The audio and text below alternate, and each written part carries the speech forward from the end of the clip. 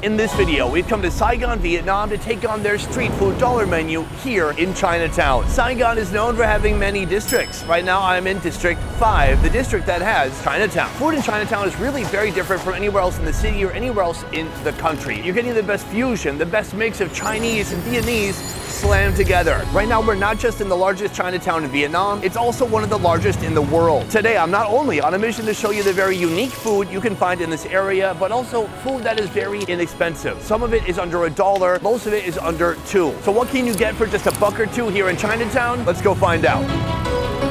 We have come to our first stop on these busy, bustling streets of Saigon and our first food stall right here. Here they're selling street-side dim sum, probably the cheapest dim sum you're gonna find anywhere in the city. As you pass by, you can look into their display case and see a little bit of what they have to offer. We have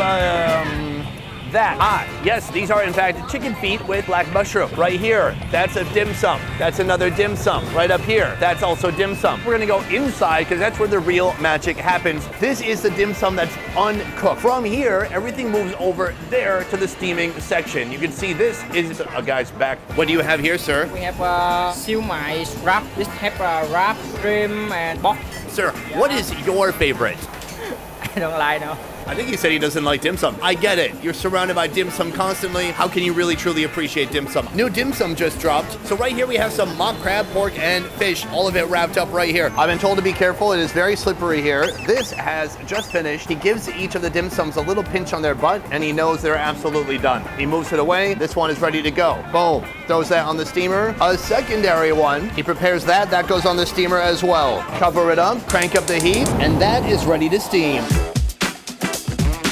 All right, folks, we have our first meal of the day right here. First of all, let's talk about price. This right here is the most expensive, coming in at $1.60. That is our shrimp shumai. Then the other three are all $1.47. So a little bit over our $1 budget. What are you gonna do? Inflation, man. At least what they're not doing here is shrinking the size of their dim sum. I wanna start with the two kind of classic dim sum foods. Those are hagao and shumai. The hagao right here, they are delicate, translucent shrimp dumplings typically made with a thin, almost see-through wrapper of wheat starch dough. That's amazing. I cannot lie, that is very good. Big chunks of shrimp, it's bouncy, a nice chewy kind of wrapper on the outside, and it's full of garlic. I really enjoyed that. Give it a little bit of a bath in the soy sauce.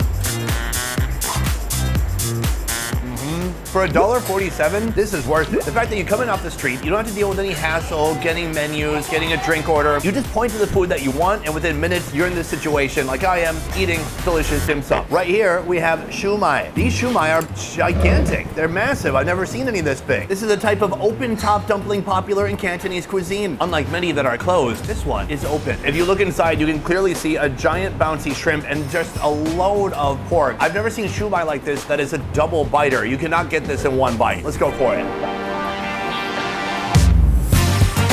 Oh my lord. I'm moving to Chinatown. The shrimp is bouncy and succulent, and the pork inside, take a look, guys. It's kind of half soft, half hard, like a gooey, porky meatball full of fish sauce. So it's partially sweet, partially savory, and 100% delicious. So these are the two classics. They're amazing. And then we have some I've not really seen before, maybe some of their own inventions right here. Some mock crab, a bunch of pork, and then I'm told seaweed wrapped around the outside. Now, I know I got the soy sauce, but these are all so flavorful, it doesn't require any extra salt or seasoning.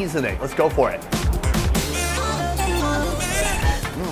The same porky goodness from the shumai, but then you've got a long stick of mock crab in there, like a powerful eye beam in one of the Twin Towers. I shouldn't say that. Finally, we have this right here. Now, this is something peculiar because this is also called shumai in Vietnam. It's essentially a pork meatball. Let's give it a shot.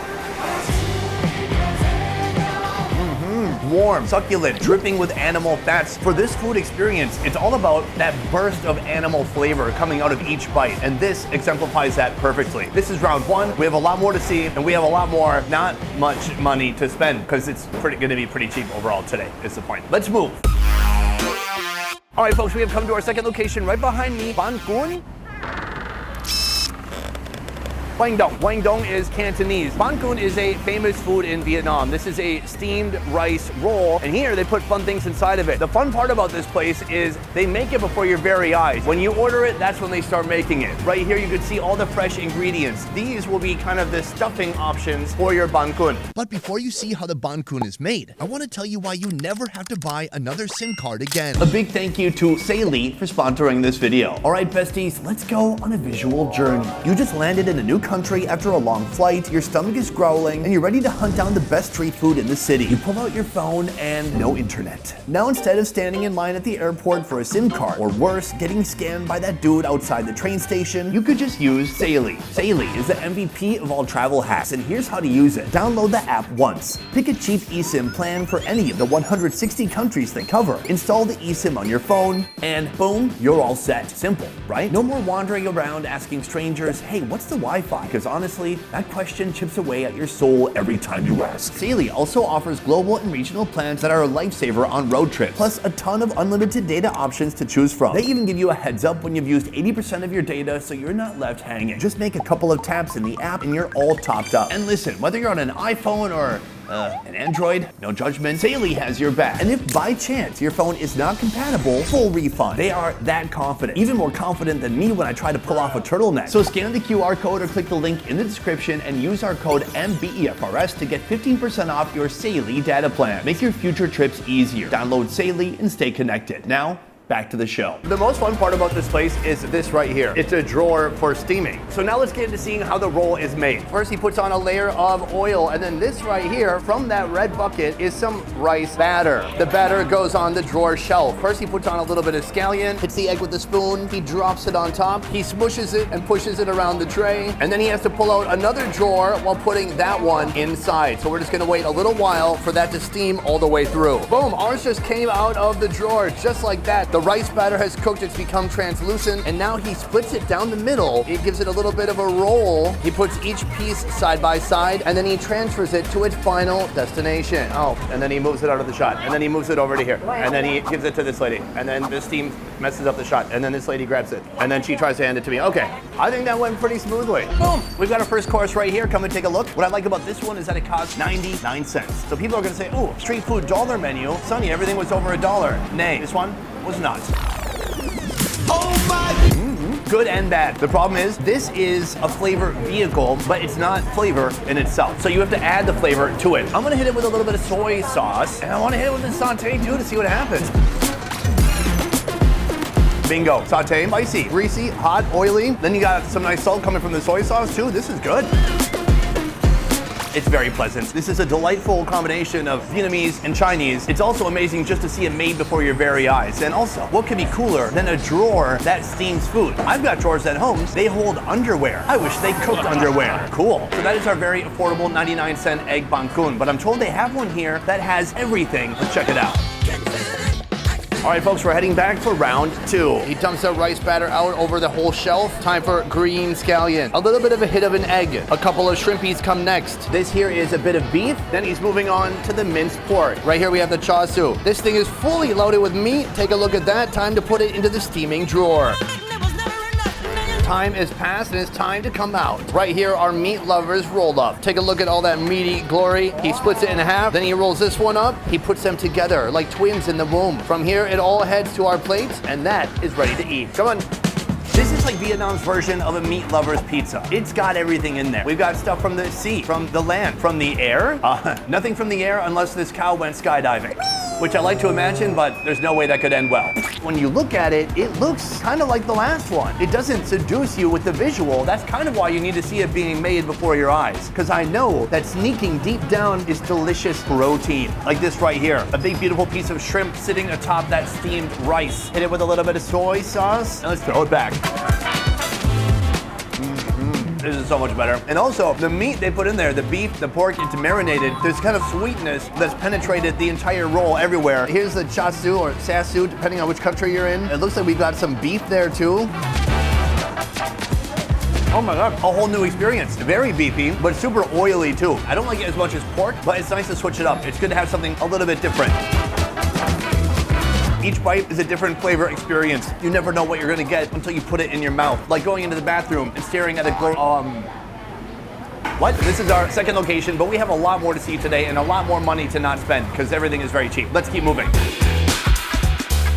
We have gone to our third destination, moving from steamed delights to something fried. Right here, a food called Banh. This is gonna be one of our most affordable foods today. You get 4 for $1. But what is it? It's kind of like a donut, but what they're putting inside, they're dropping in pieces of the stinkiest fruit in all of Asia. Let's see how it's made. First of all, the ingredients. This is the wheat wrapper on the outside, and this is the heart or the meat of the durian that's been blended up so it can be scooped with a spoon. Step 1, she takes a PVC pipe and she rolls out a piece of that dough. From there, she takes a scoop of the durian and she puts it inside. Just a nice little stinky dollop. She crimps the edge, but just barely, and puts that on the side. All right, folks, it's time. We have our dough. It's stuffed with the durian. He takes each one, he crimps them even more by hand, and then he slips them right into that sizzling hot oil. From here, you can see the color begin to change over time. They go from this pale, sickly looking color to a gorgeous golden brown. After only about 2 to 3 minutes of frying, they are ready. He takes them out. He puts them in the strainer so they can drip some of the oil out. Nam hom. Nom roi. I'm good at Vietnamese. Let's eat. All right, folks, I am very excited to try this out. A moment ago, when I saw the dough, the sesame seeds were imperceptible, but now they are popping against that golden brown backdrop. I want to rip it open and for us to see it together. Boom, there it is, steamy. You can see the fibers of the durian and kind of the steamy thickness of that bread. Uh-oh, I cheated. I took a bite already, a little bit. A little bite. I just got a mini taste. Let's give it a shot for real. That is so good. Now I know why this food is an absolute hit. First of all, durian. Let's talk about it. I've seen foreigners eating durian on the internet and they're literally throwing it up. They can't handle it. And then there's me and most of Vietnam, folks who absolutely love durian.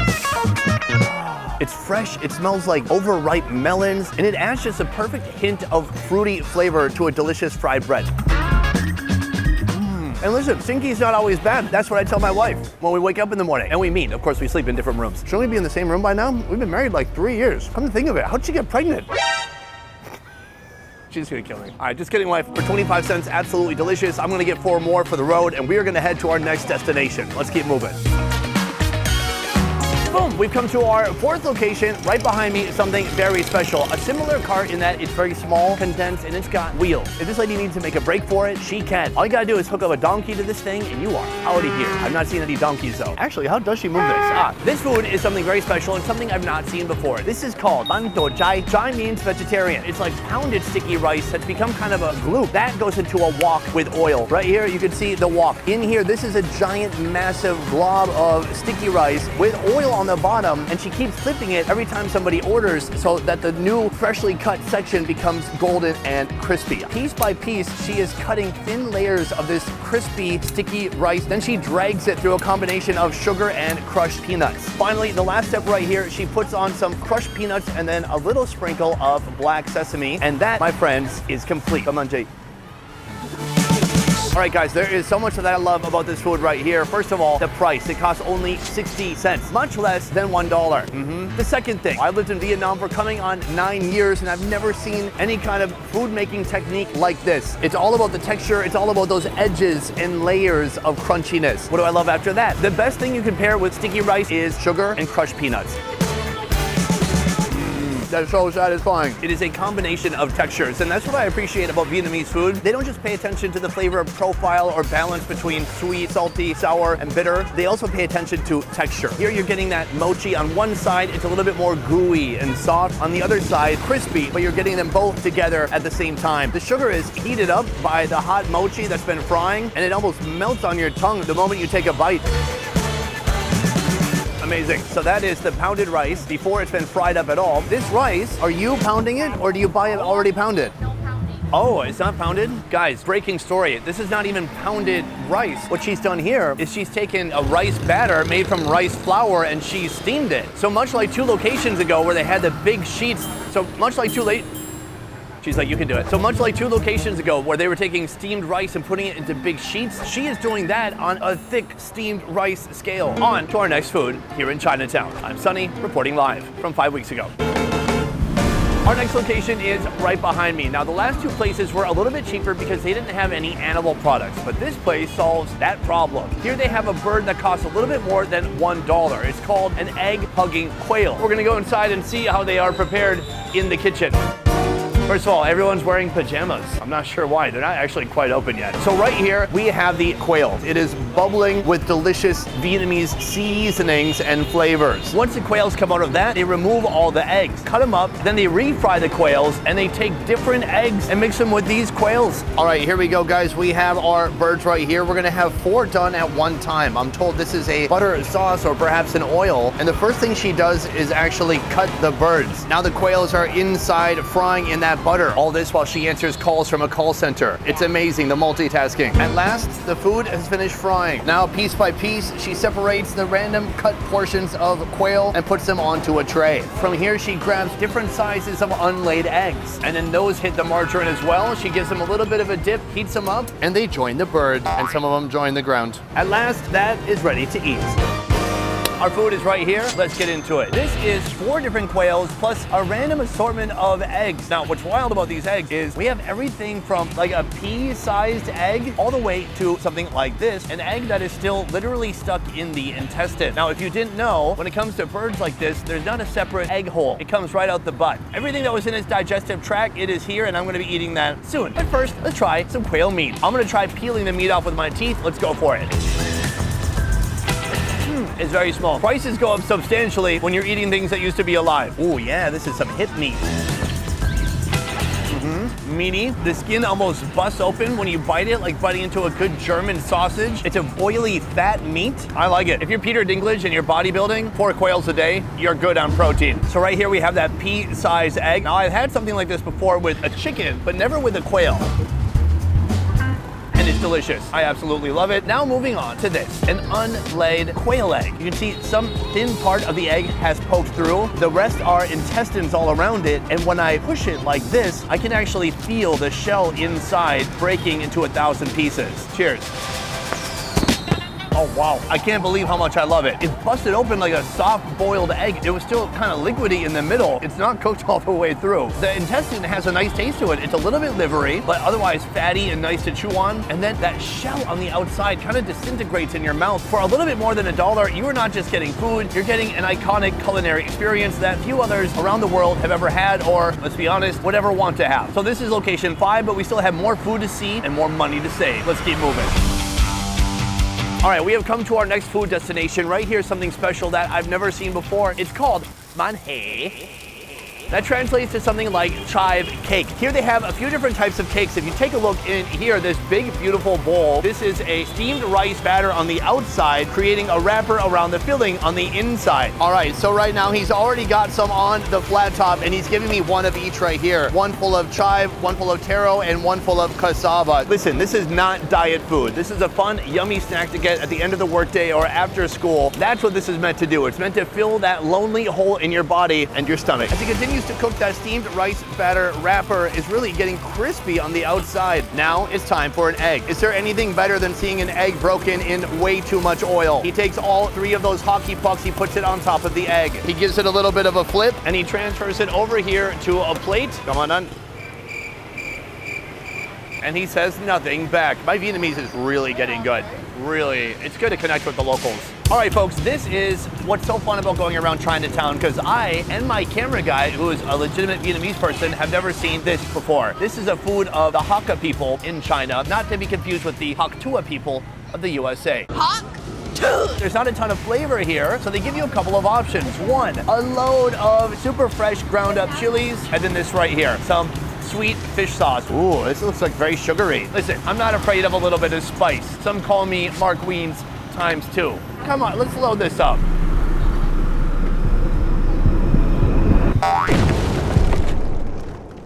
So of the 3 flavors, this is the most popular kind of classic one. This one is full of chives. We've got some egg underneath. Let's give it a shot. Oh yeah, chives, truly classic. You cannot go wrong with that. Is there any meat here? No, that's why it's so affordable. Oh wait, I guess an egg. Is egg meat? Next one right here. This looks like the cassava. You can see the egg here, you can see the stuffing on the inside here. Let's give it a shot. Oh, very different experience. I do like the chive more. That's not bad. It's very starchy. It doesn't have a ton of flavor to it. I would say if you're going anywhere outside of the chive territory, you gotta add some other flavors, and maybe you gotta dump even more chilies on there if you can handle it. Oh, she's taking my chili. Careful. Okay. This last one right here, this is taro. Oh yeah, there you go. Kind of purplish. Beautiful egg on this side. When Chinese people aren't putting taro in dessert, they're putting it in this, I guess. Let's try it out. Oh, that's really good. So I'm told that beyond taro, it just has dry shrimp. So I guess that's enough to give it some animal flavor and to give it that depth of umami-ness. I can't believe how good that is. It's a wonderful trifecta, and it's nice because with every bite, you get to try something new. Incredible. Let's keep moving. All right, folks, it is 4:42 p.m. It is rush hour, as you can see from all the ruckus around me. But behind me, a restaurant with a story. Just a couple weeks ago, I was in Japan where I was eating one of the most coveted parts of the cow tongue. Well, behind me, they're also serving tongue, but not from a cow. It's a pig tongue. This is a wok frying restaurant. We're gonna head there now and see how they fry up this beautiful ingredient. Boom, it all starts with a little bit of oil. Then he throws in an egg yolk, and then he's got the fried rice here with some seasoning powder already on top. So, oh my God, the rice is done. All right, so right here we have our beautiful pork tongue. It all starts with oil. He hits it with a little bit of garlic, and then right here we have vegetables going in, including pickles and onion. The tongue is finally waiting for a turn to shine. Boom, it goes in. The smells here are amazing. It's very spicy. He hits it with a little bit of broth. Into his giant spoon here, he puts some soy sauce and the holy trinity of flavor: salt, sugar, and MSG. Boom, that is complete. And then our tongue heads to our plate. Time to go try it out.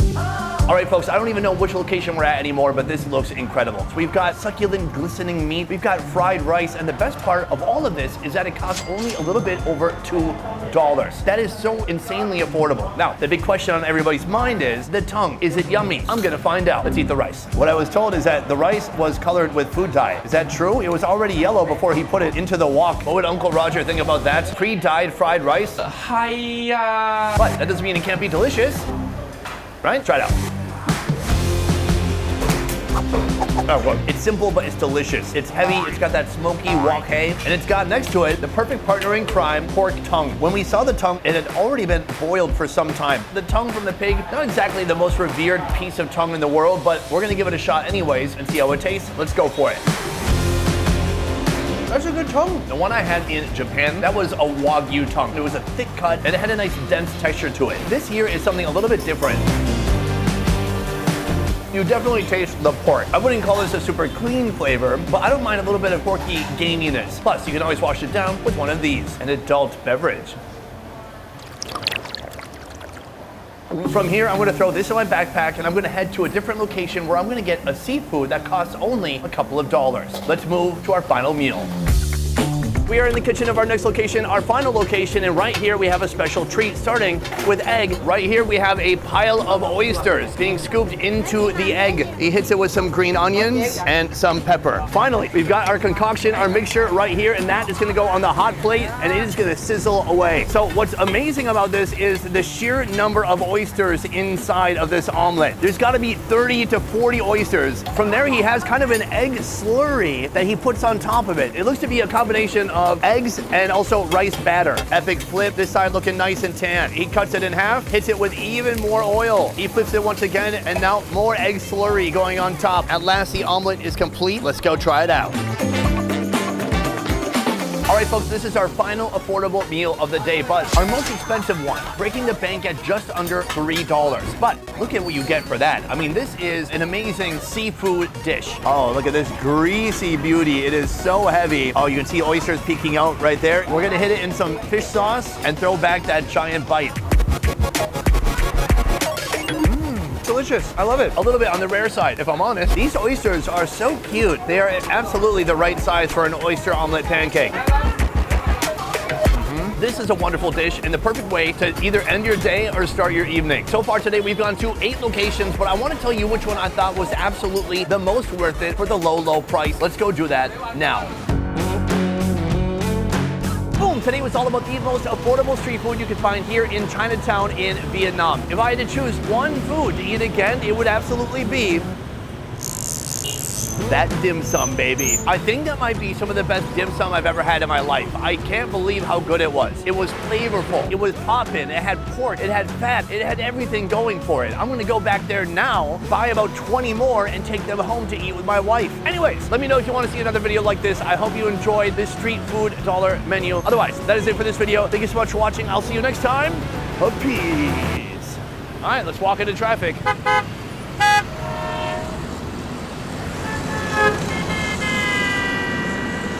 Damn it, I lived.